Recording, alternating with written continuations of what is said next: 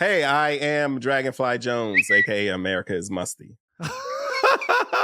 I am the Jethro Jenkins, aka John. I'm Gardy B, and this is the Jenkins and Jonez YouTube channel. We've got fresh YouTube exclusives dropping every week. Like and subscribe so you make sure you get everything in your feed. Welcome to Jenkins and Jonez on the Volume Podcast Network. It is Monday, March 18th, and the NCAA Tournament is upon us. We're going to discuss to what extent we do or don't give a shit and talk about the awkwardness of fired coaches. We're also going to get into the jersey swap heard round the world and go through our Dookie Butts of the week as well. Mine will be a familiar face. As always, Jenkins and Jonez is hosted by Dragonfly Jones, a.k.a. Tyler. Hey, everybody, how's it going? Jethro Jenkins, a.k.a. John. What's that, Bubbas? I'm Gardy B, a.k.a. Mike. Motherfucking Mike.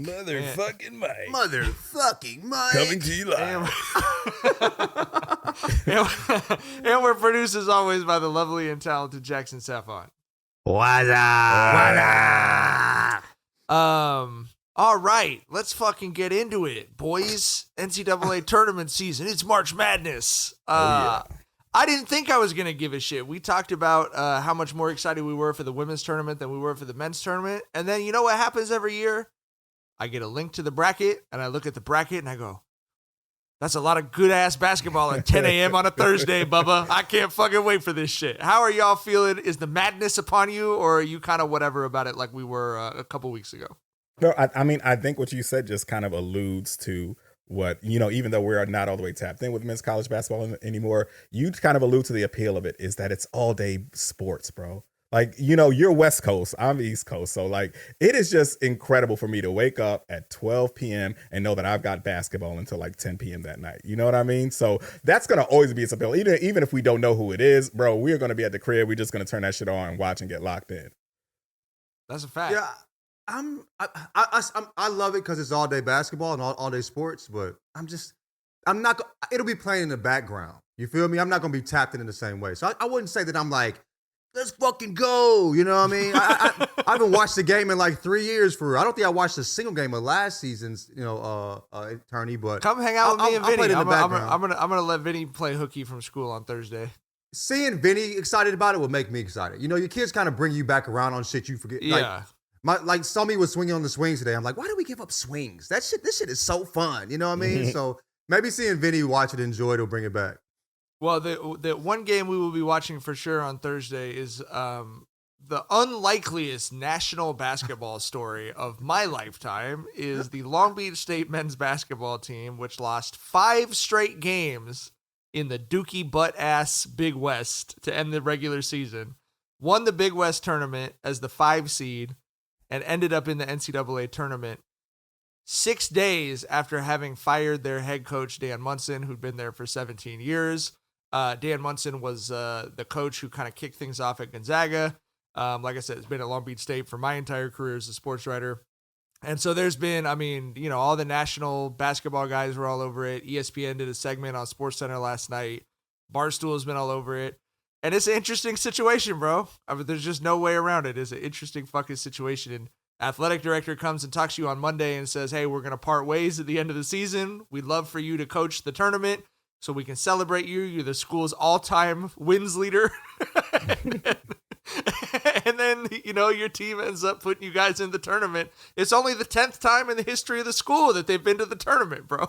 So it's really been a wild fucking ride because you have all these fans were all over our social media, all over all the message boards for Long Beach State, like, thank you so much to Coach Munson, but it's definitely been time for several years. And then all of a sudden they're all like, oh, shit. Like, we're going to the tournament. What the fuck just happened? It's been fucking wild, bro. Well, I mean, if you're going to go out, you might as well go out like that.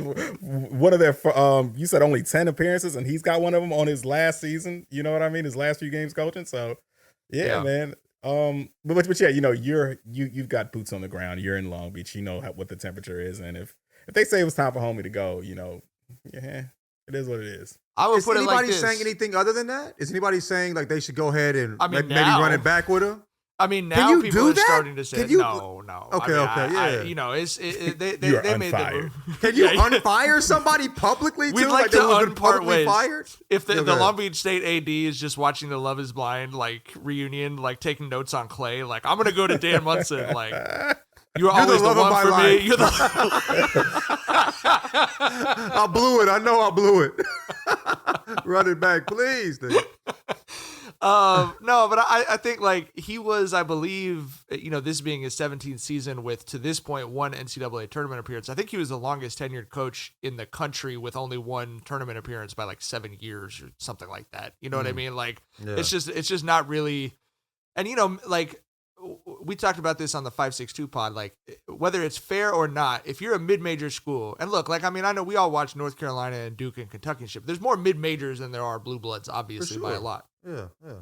NCAA tournament is a zero-sum game, bro. You could go 29-3, and if you're not in the NCAA tournament, all your fans are like, what was the Instead he had fucking like point? You know? five or six 20-win games. So he's had good teams. He had just five had one that teams. won the tournament. Yeah. He had, prior to last night, he had 5 teams in the Big West Championship game to go to the tournament and went 1-4 in those 5 games. Sheesh. Yeah. So if he goes 2-3 or he goes 3-2, he's like a living legend. They'll build a statue of him. He has a lifetime contract, right? But if you go once in 17 years, then you have a bunch of mid-major fans. I'm not saying it's fair or unfair. It's just the truth of how it is. Right. You have a bunch of people like, man, I was in high school the last time you went to the tournament, and I'm 38 now. You know what I mean? So I just think there was like the frustration built up. The fans definitely, like, you know, when we posted the story, like I said, the majority of comments were like, Dan's a classy guy. Thanks so much for everything you did, but it's time to move on. And then, yeah, now it's like all the national accounts are like, the Long Beach State athletic director is the stupidest motherfucker on the planet. Like Oh it's my just God. been That's so nasty. it's been so funny seeing this shit, bro. But that's national news. Like, you know what I'm saying? Yep. Talking about shit they have no clue about all the time. You feel me? Like,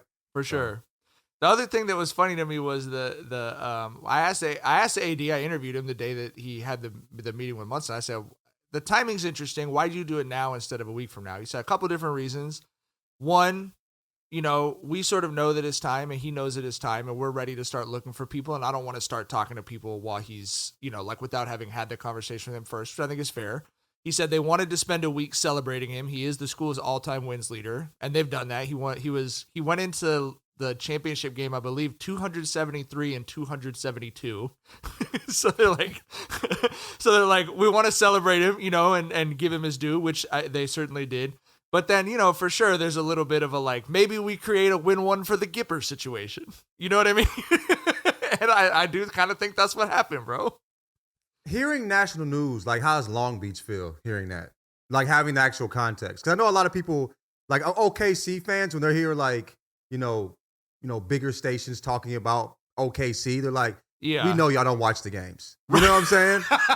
Like, you talk about it as someone, you just looked up the stats, Right, brother. right, You know what I'm right. saying? Like, how do y'all feel? I mean, that's kind of how I think about it, bro. It is like, I think there were a couple of different points his contract was renewed, where when we broke the story, it was renewed. The overwhelming reaction from sports fans, readers in Long Beach was like, really? Like, I thought, you know what I mean? Like, I thought this was it. So what will be interesting is if they go beat a flagging Arizona team on Thursday, people are really going to fucking flip their tune around. I don't, there's a 15 seed I think you unfire him. Yeah. I think you take Clay back. I think you take Clay back. He beats Arizona. You know what I'm saying? Yeah. So I don't know. So it'll be interesting. But Tyler was telling me. I mean, I guess as everything gets faster and faster in college sports, it becomes more like pro sports.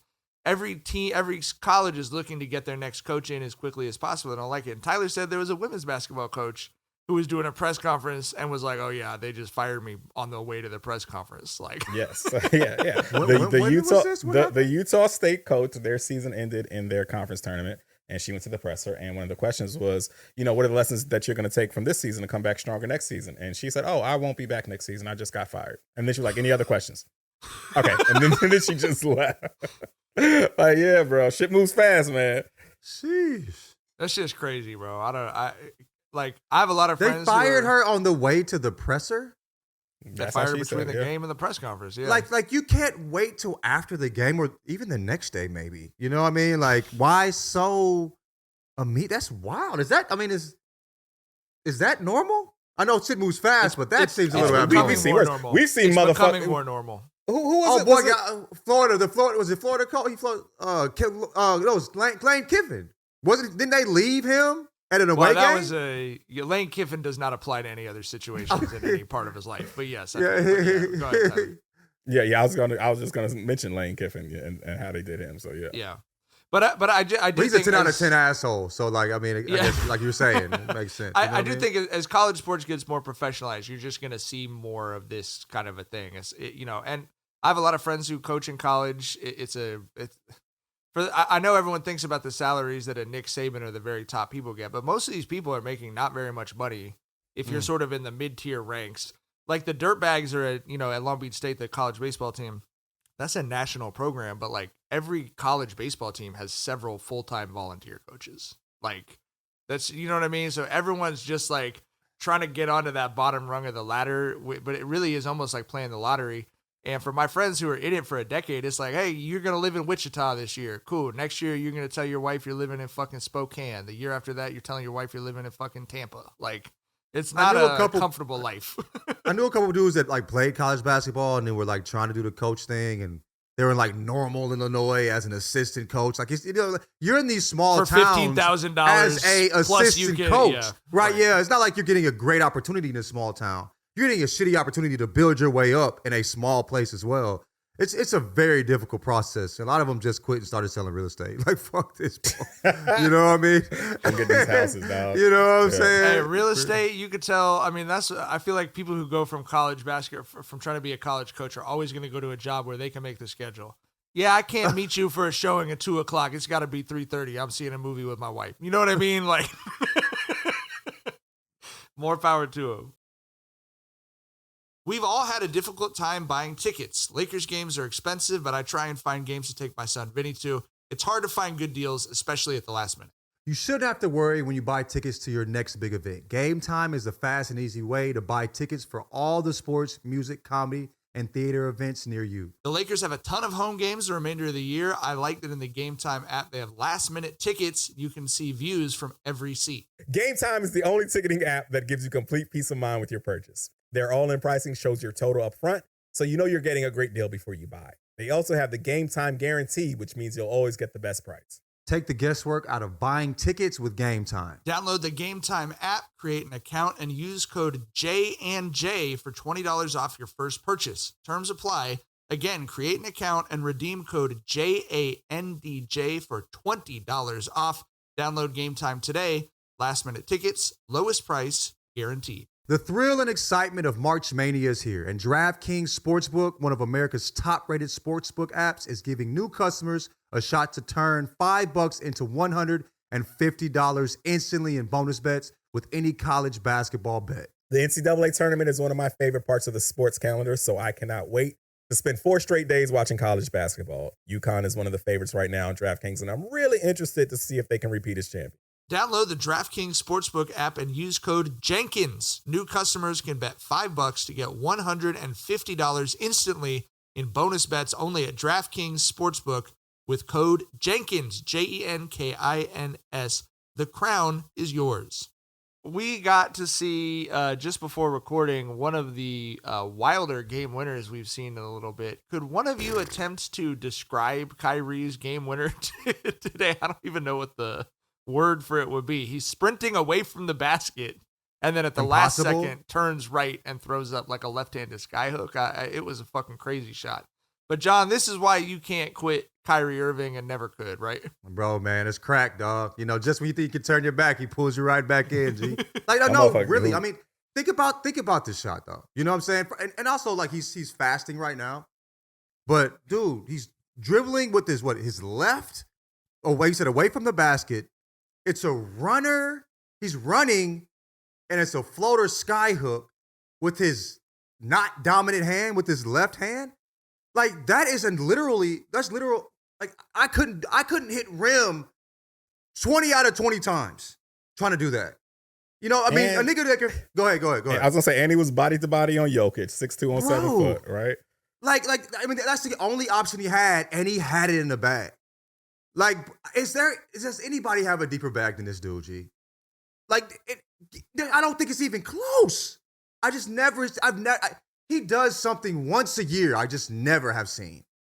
And how many years he been playing basketball? It's insane, G. So, yes, I can't turn my back on the man. You feel me? Fuck what he be talking about, for real. But when he keep his mouth closed, he a bad bitch, bro. He just can't talk. You know what I mean? Just don't talk, my boy. You feel me? This would be a good, like M. Spears' left-handed layup challenge. Go out to a court in the park with the ball. Start out on the side of the court on the baseline of your non-dominant hand. Dribble, sprint out to the elbow. Full speed. And turn in, and then get up a running sky hook with your offhand. And just let us know how it goes. Like, did you hit the backboard? Did you hit any part of the rim? Just a fucking incredibly tough shot, dude. I just couldn't believe it. Like, every angle I see just kind of emphasizes how ridiculous that shot was. Right, I'm seeing weird angles just trying to, like how did he, I'm like, when I saw, like, they said, Kyrie, called game, which, whatever. And then, like, I'm just thinking, like, oh, he just pulls up, just a little Jimmy base, great shot, big time shot. What the fuck was that?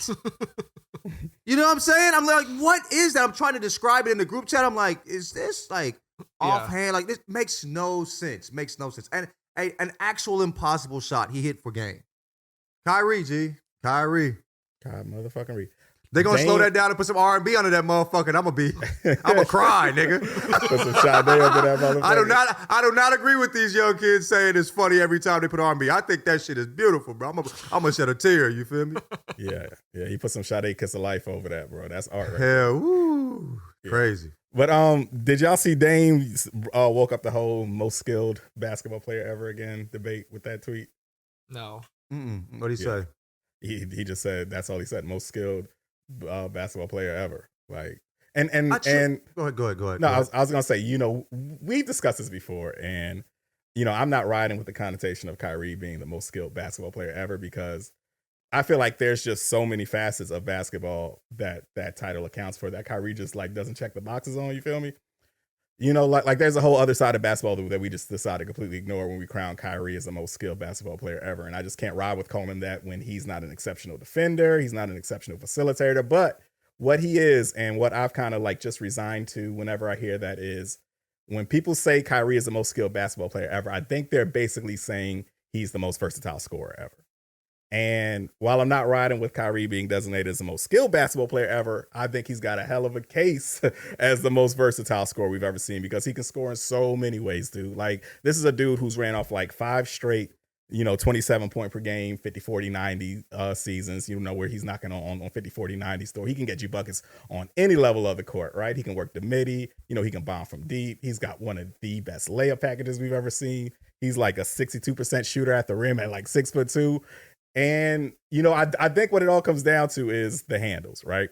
I think that's the genesis of where all of Kyrie's gifts as a scorer stem from, because he's hands down the best dribbler this game has ever seen. His handles are like his most valuable attribute in his toolbox to me, because he's never in a spot, as long as he's got his dribble alive, he's never in a spot on the court where he's uncomfortable, right? He'll bust your ass on the ISO. He's going to split the double. He's going to, get to the rim and put a 7-foot in a motherfucking spin cycle and get a bucket, right? And it all comes back to his handles. So, and I think that's why so many of the game stars, right, like the upper echelon guys, they fanboy out whenever Kyrie does some wild shit, because these are basketball gods who are watching Kyrie do some shit that they cannot do. And I think that's why they anoint him as the most skilled basketball player ever. And like I said, while I'm not on the side of him being the most skilled basketball player ever, I think for sure there's a discussion on if he is the most versatile scorer ever. I definitely think he's the most skilled basketball player ever. I'm not even.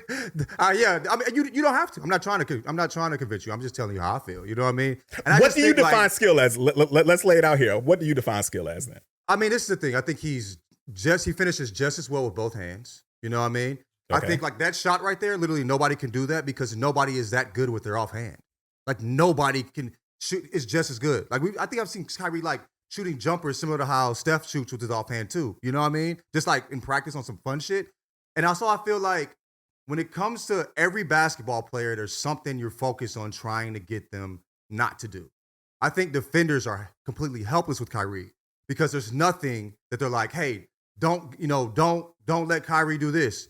because he can do everything else really, really good as well. Like there's nothing that like as a defender, what do you like for talking to other people that have defended him and like I remember asking like younger players, well, who's the first person to bust your ass? I always said Kyrie. And because he has so many combos, bro. Like he has like something to counter anything, so many counters. And I just think like when you're as a defender, there's nothing to push him into because he's good at that as well. So that's why I say he's the most skilled basketball player ever because there's like not a particular thing to prevent him from doing. All you mentioned was scoring right there, though. That's my whole point.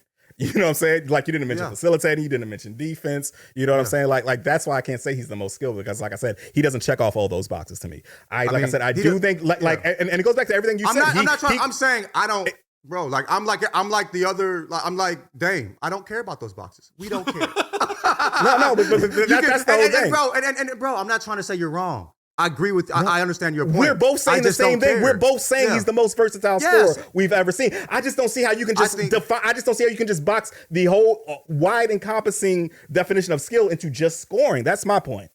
You don't see how, and I just did. Like that's just how I feel. You know what I mean?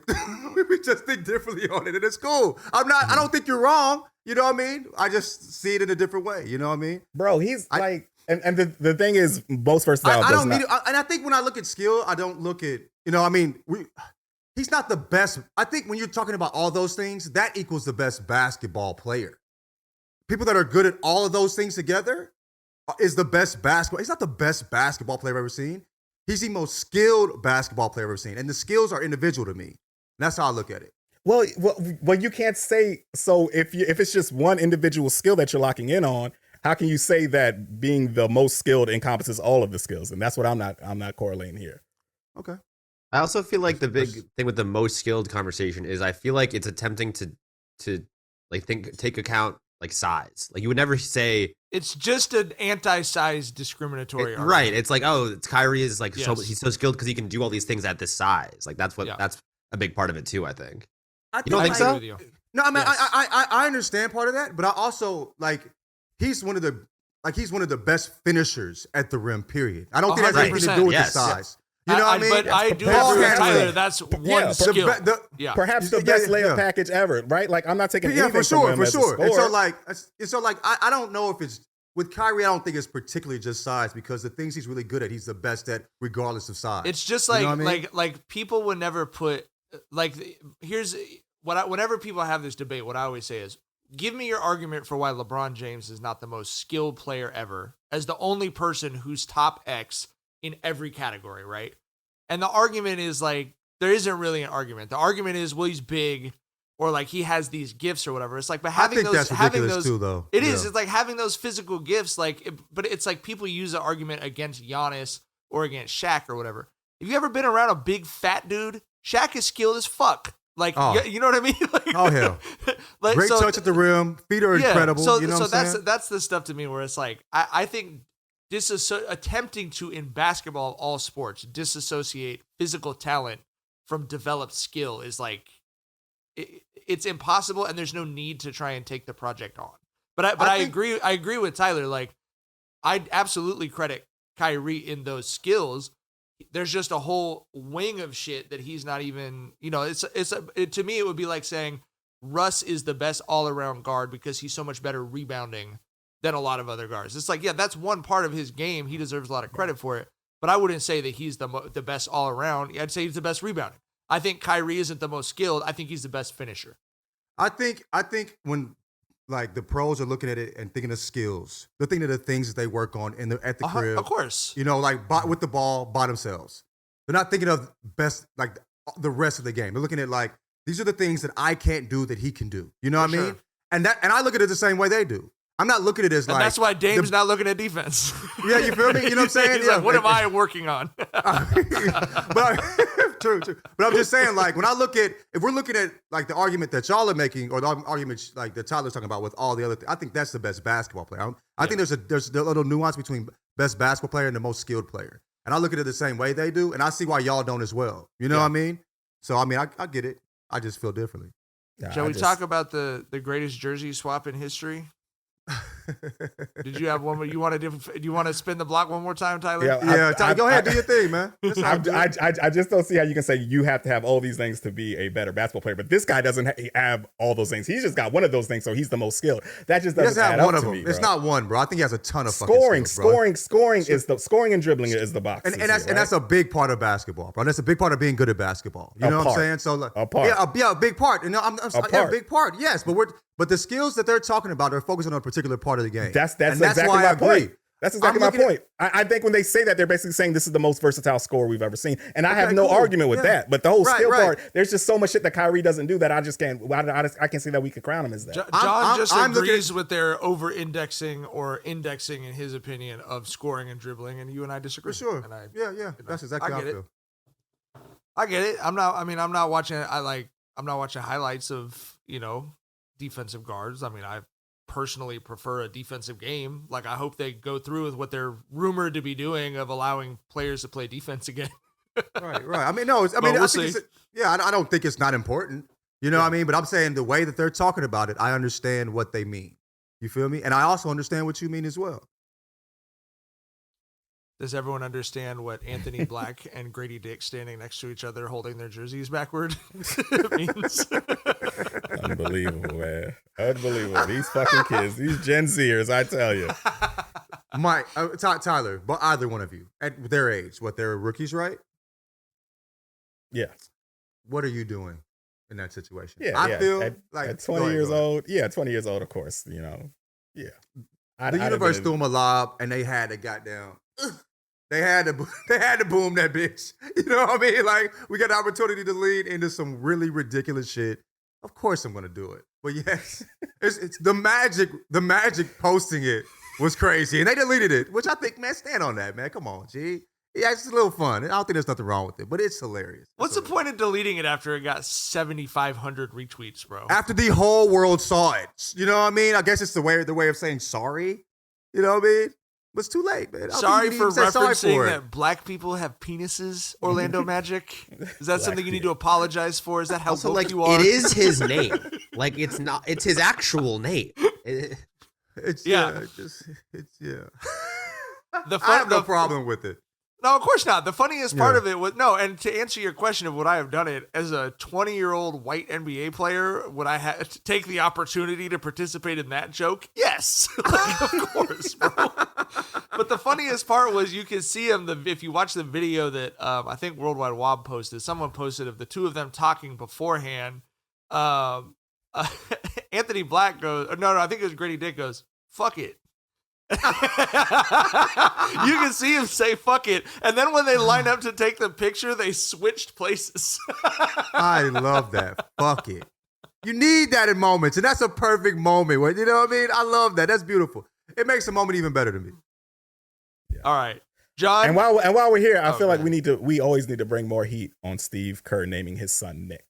I don't believe he got away with that. And there's part of me that thinks that he's in on that joke, bro. Like, I cannot believe he did that, dude.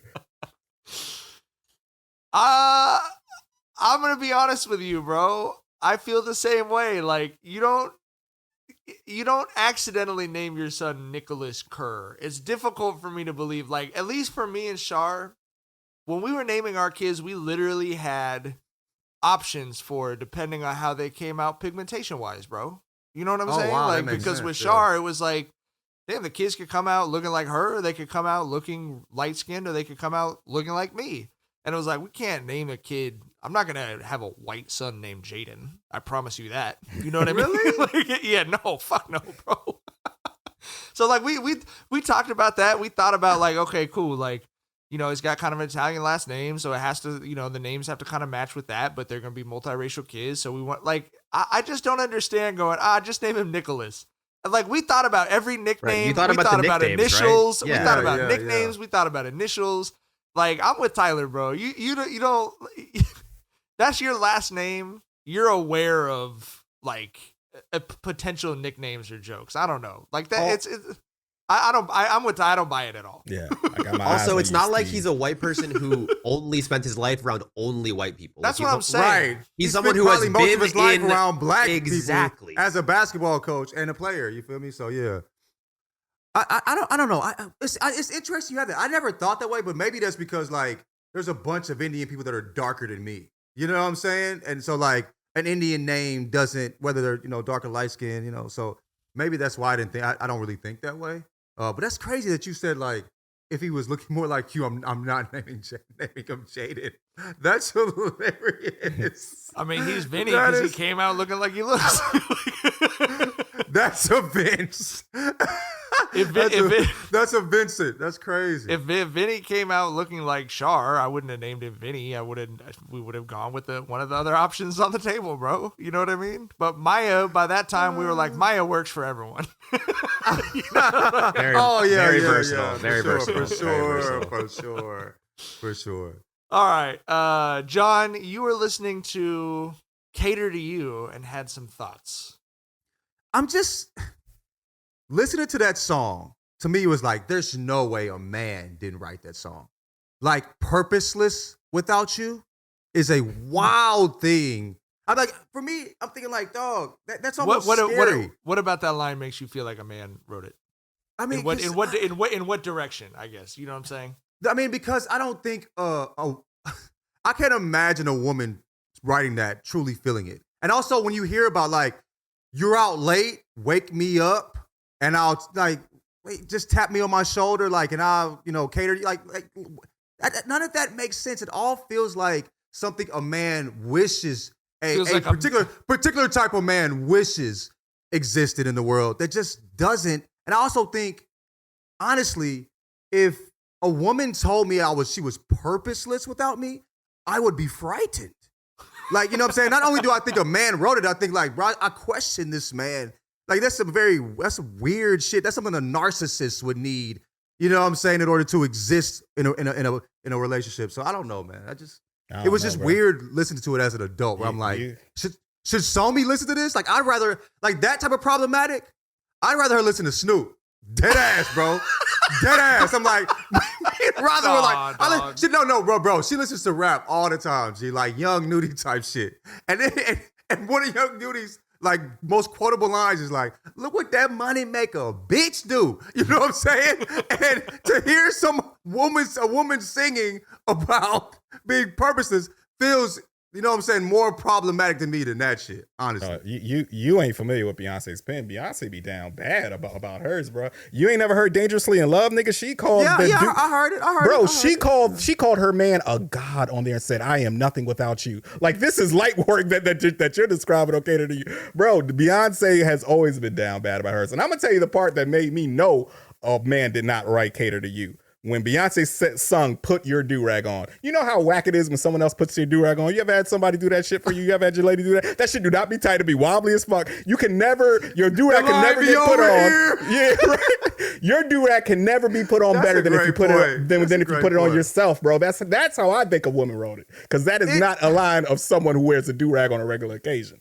That makes sense. But yeah, I don't know, man. It just feels like, I don't know. I can't imagine a woman saying that and meaning that. You know what I mean? It just seems extra.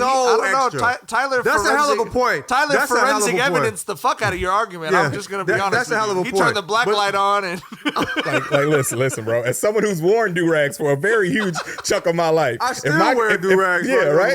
Like, if you know, what right. I mean? And the rest of the shit Beyonce's talking about, verse sounds amazing, right? Like if I was at the shower and my lady was lotioning me up, I'd love every second of that. Then if she put the do-rag on my head, I'd be like, okay, I got it from here, baby. Let me go ahead and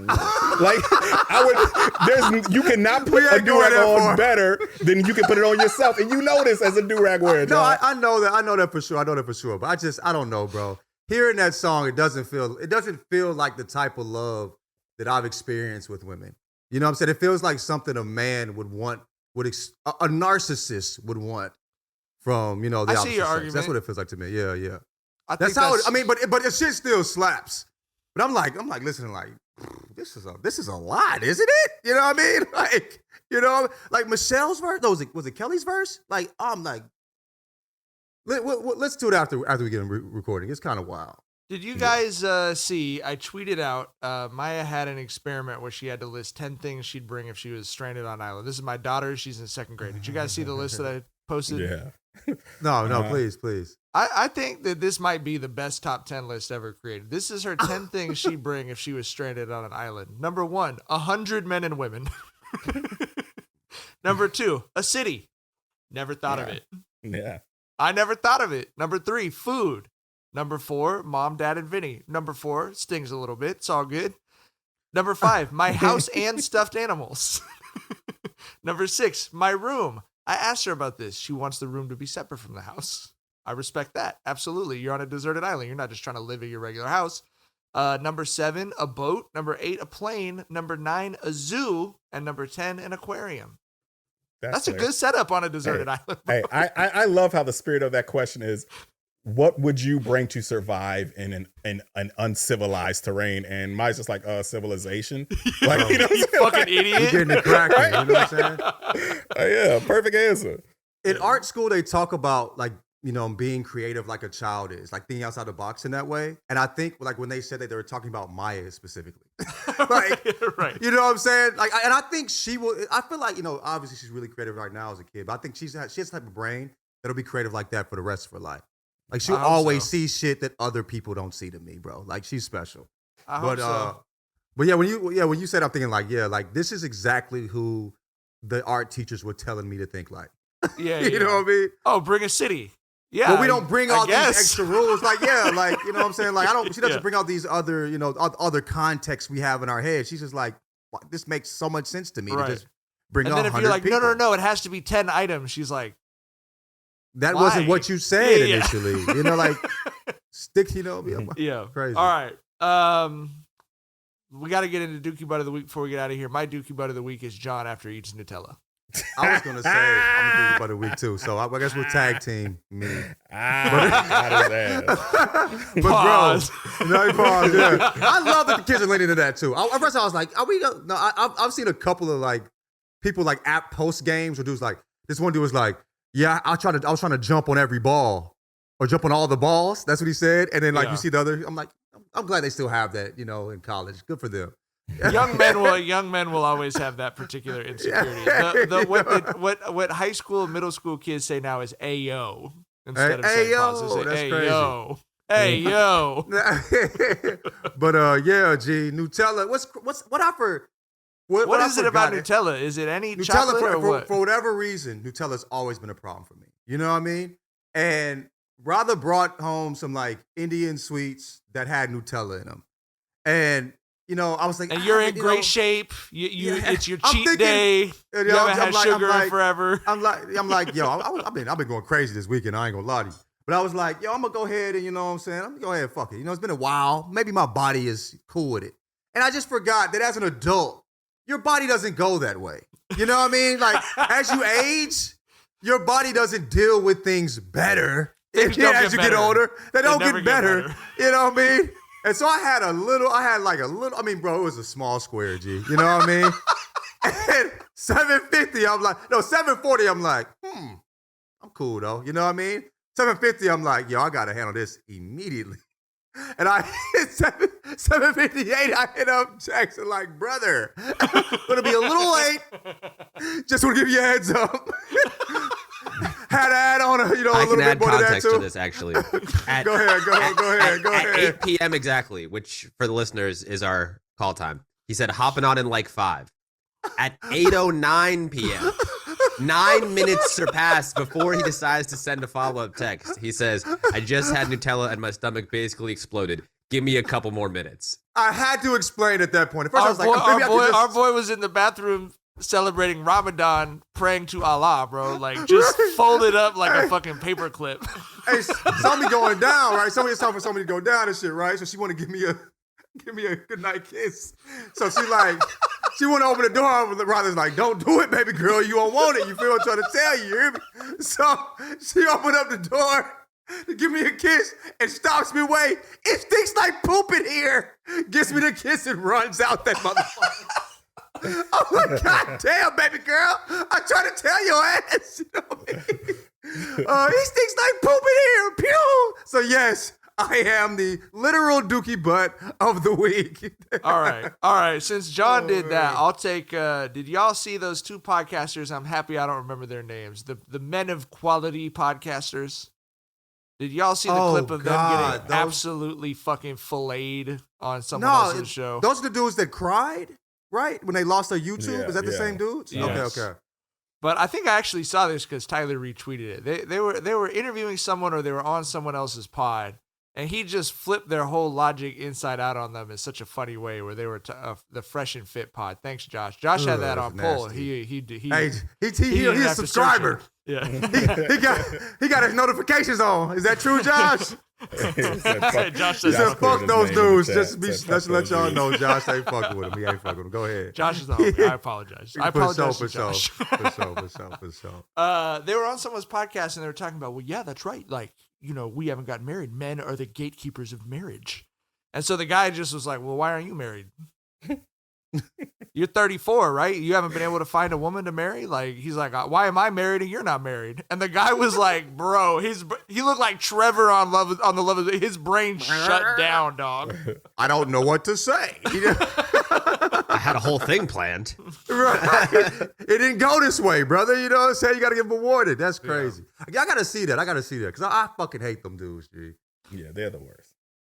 It was great. Thanks for bringing that to my attention, Tyler. Fuck those guys for sure. All right, Tyler, you're Dookie Butt of the Week. I was gonna roll with that. I didn't know you was talking about it. Fuck. Yeah. My bad. Nah, There's a lot of overlap. There wasn't enough Dookie to go around this week, I guess. two. You know I what I'm got saying? two. I got It's two. because Don't worry. John took himself, and I felt bad about it, like I was fucking the topic. So my Yeah, fault, yeah. Tyler. I got You two. didn't know, Don't worry. Mike. Don't worry. Yeah. You all right, man? You want a hug? Tyler, get this man a hug, dog. He's so hurt. You can't believe he took that from Tyler. Well, I feel particularly bad about it because I stole it off of his timeline. So- Jackson, your Dookie Butt of the Week. Okay. The first of my two Dookie Butts of the week is the movie 50 First Dates. Have you guys seen this movie? Adam Sandler shit. Adam Sandler I and like that movie. what's Drew her name? Barrymore, right? Drew Barrymore. Yeah, Is that's, that, a, the, that's is a that the good. Amnesia one or something? Yes, Yeah, I had yeah. never seen it. I watched I it think I recently saw for it the when first it time. first came The out. premise of this movie is fucking insanity.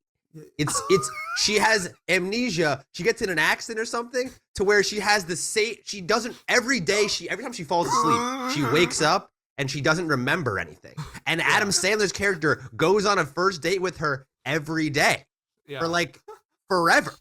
Are you mad at the movie for existing? It's fucking an insanity. Right? He It's was so sick. I just couldn't believe He's it. mad at that. I'm not that mad. I was exists. just Go ahead. dumbfounded. I cannot believe this movie exists, and I cannot This believe was it's life like in the movie. mid 2000s, bro, and no one thought anything was problematic about this shit. I either. still That's the think it's remarkable good. thing. Wait. Okay. What's the problematic part? I didn't hear that. What's the problematic Please speak part to of it. him dating an amnesiac someone who woman doesn't remember him. He has all these experiences with her. who and it's doesn't like, remember anything that happened? She's like, "Who the fuck are you, dude?" But then Every she- but day. Okay. I just thought it was fucking insane. But my other, I couldn't believe it. I truly could not believe it. Kim was like, "This is." I remember really liking this movie as a kid, and I was like, "Okay, let's watch it." And I was like, "This This is what our culture was. This I was know. what this is what we were enjoying in our 20s. Does she not fuck with it now too? She didn't like it. She still as a kind of likes result? it, but she's like, "This is kind of wild." It's weird for sure, but like, I don't know, think he was bro. taking. Oh. I don't know, bro.